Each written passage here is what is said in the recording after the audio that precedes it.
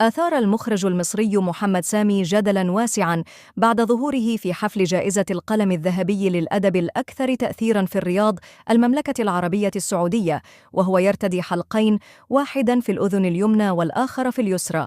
هذه الإطلالة الجديدة وغير المعتادة منه جعلت الجمهور يتساءل عن سبب هذا التغيير الجريء في مظهره.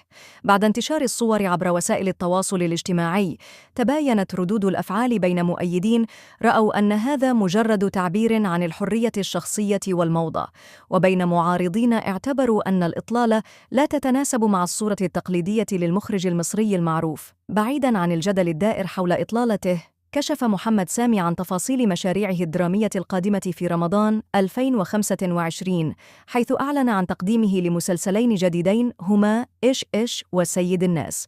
وأكد سامي أن العملين يمثلان نقلة نوعية في مسيرته الفنية، مشدداً على أنه بذل جهداً كبيراً ليكونا من أقوى إنتاجاته على الإطلاق.